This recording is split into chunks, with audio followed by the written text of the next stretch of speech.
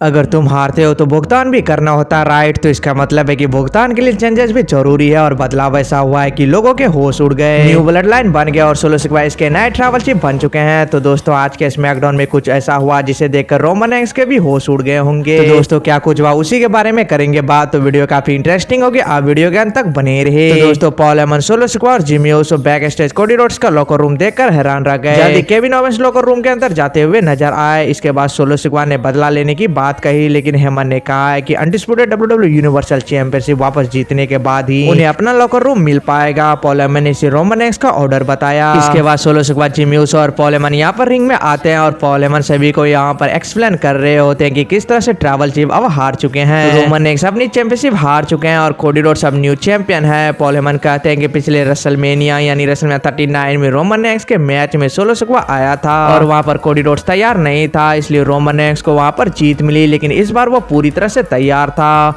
और इस बार Roman Reigns यहाँ पर किसी को भी ब्लेम नहीं करना चाहते हैं, ना वो जॉन सीना को ब्लेम करना चाहते हैं, ना ही वो द अंडरटेकर को ब्लेम करना चाहते हैं और तो और वो यहाँ पर इस समय जे ऊसो को भी ब्लेम नहीं करना चाहते हैं। वो यह भी कहते हैं कि आइलैंड ऑफ रेलेवेंसी में जवाब देना एक काफी बड़ी चीज है और इसलिए ट्रैवल शिप ने यहाँ पर ऑर्डर दिया है कि हम यहाँ पर अपनी गलती को माने। और इस पूरे सेगमेंट के दौरान हम सोलो सिग्मा के चेहरे पर एक सीक्वेंस देखते हैं। पॉल हेमन यहाँ पर यह भी कहते हैं कि जब रेसलमेनिया 40 में रोमन रेंस के हाथ पे चेयर थी और एक साइड कोडी रोड्स था और एक साइड यहाँ पर सेथ रॉलिंस था, तो रोमन रेंस ने यहाँ पर सेथ रॉलिंस को चूज किया क्योंकि उसके अंदर यहाँ पर 10 साल पहले का जख्म था और इसलिए उसने यहाँ पर सेथ रॉलिंस से बदला लिया। पॉल हेमन कुछ और कहने वाले होते हैं कि तभी हम देखते हैं कि यहाँ पर सोलो सिग्मा पॉल हेमन के सामने खड़े हो जाते हैं। सोलो यहाँ पर पॉल हेमन से कहते हैं कि जीतने और हारने से फर्क पड़ता है ना, और हारने के भी यहाँ पर काफी सारे परिणाम होते हैं और इसका मतलब यहाँ पर कुछ बदलाव चाहिए। सोलो सिग्मा यहाँ पर पॉल हेमन को साइड करते हैं और इसके बाद वो जिमी ऊसो के पास जाते हैं। वो जिमी ऊसो को पहले तो गले लगाते हैं और वो जिमी ऊसो से कहते हैं कि मैं तुमसे काफी ज्यादा प्यार करता हूँ मेरे भाई।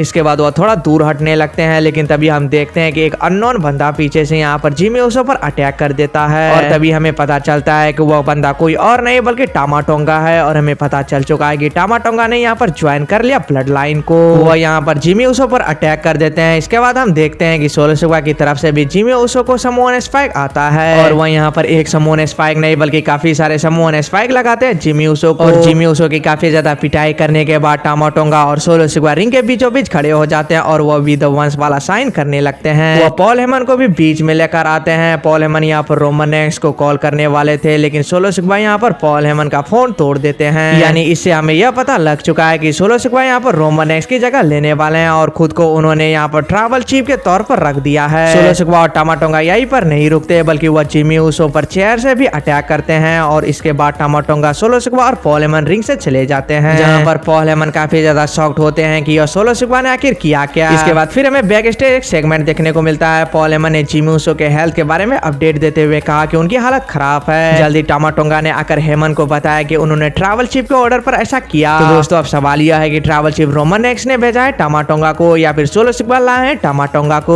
तो आप हमें एक प्यारा सा कमेंट करके जरूर बताएं। तो दोस्तों इस वीडियो में इतना है, तो चलिए मिलते हैं नेक्स्ट वीडियो में।